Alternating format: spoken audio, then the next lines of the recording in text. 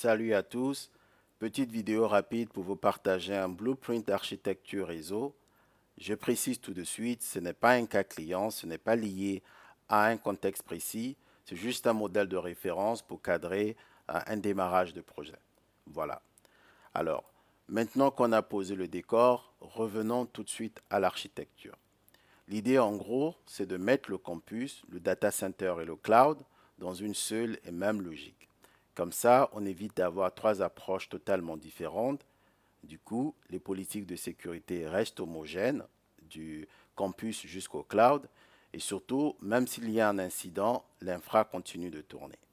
Et au final, la valeur business, c'est qu'on réduit les coupures, on accélère les mises en service et on garde une expérience utilisateur qui est plutôt stable.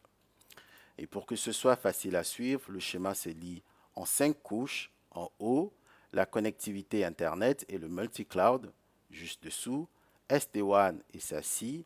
Au milieu, le data center avec son fabrique. Ensuite, la couche border pour faire la jonction. Et enfin, le campus et les usages classiques. Donc, si on le parcourt de haut en bas, tout en haut, on a Internet et le multi-cloud, donc typiquement AWS et Azure. Et ici, on recherche surtout la résilience. Donc, on va miser sur un environnement qui est plutôt résilient. Et en règle générale, on met une connectivité privée vers le cloud, Direct Connect, côté AWS, et ExpressRoute, côté Azure, comme c'est le cas ici. Et on garde en plus un VPN IPsec de secours via les liaisons Internet. L'idée ici est très simple. Si le chemin principal a un souci, on bascule et on reste opérationnel. Juste en dessous, on arrive sur la couche SD-WAN et SASE. Et là, on a deux V-Edge ici en haute dispo avec une paire de pare-feu Firepower. C'est vraiment la couche de contrôle et c'est là que le SD-WAN choisit le meilleur chemin selon les applications et la qualité de réseau. Et comme on a la détection rapide, typiquement via BFD, si un lien ou un équipement tombe, le trafic bascule automatiquement. Il peut y avoir une micro-coupure au moment du failover, mais le service reste tout de même disponible. Côté sécurité, on pousse ou on garde la même logique que le trafic aille vers Internet, vers le data center ou vers le cloud. Et pour les accès distants, on reste quand même sur un VPN en TLS 1.3. Donc côté chiffrement et standard, on est plutôt propre, on est plutôt très clean. Au milieu, côté data center, on est sur un fabrique Nexus avec ACI en VXLAN eVPN. Là, l'intérêt, c'est vraiment d'avoir un backbone rapide, segmenté et surtout scalable où on peut rajouter des workloads, créer de nouveaux segments, étendre l'environnement sans tout redéfinir et sans mettre l'existant en risque. Okay?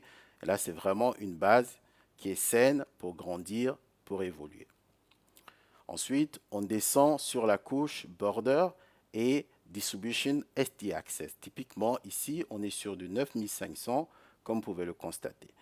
En gros, c'est la jonction entre le Fabric Campus et le cœur. Okay? Et c'est aussi l'endroit où on raccorde proprement les intégrations. D'accord? Par exemple, ici, on a un contrôleur Wi-Fi en CapWAP ou d'autres services qu'on veut brancher sans faire de contournement. Okay? Alors, côté campus, on est sur du SD Access et là, DNS Center sert à automatiser et standardiser et Cisco ICE gère l'identité et le contrôle d'accès.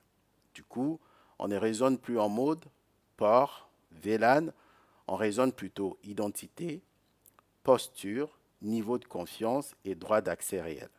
Donc, qui se connecte, avec quel type d'équipement et à quelles ressources il a vraiment droit. Okay? Et là, clairement, le niveau de maîtrise n'est plus le même. On est sur quelque chose de plus moderne et de plus sécurisé. Et tout en bas, on retrouve les usages du quotidien, donc les usages classiques. Wi-Fi 6E, la voix, les postes, l'IoT. Et là, l'idée, c'est qu'on garde la visibilité sur les flux. On sait qui parle à qui, et si quelque chose commence à dériver, on le voit très vite on peut également réagir très vite. Voilà pour le blueprint en version très rapide.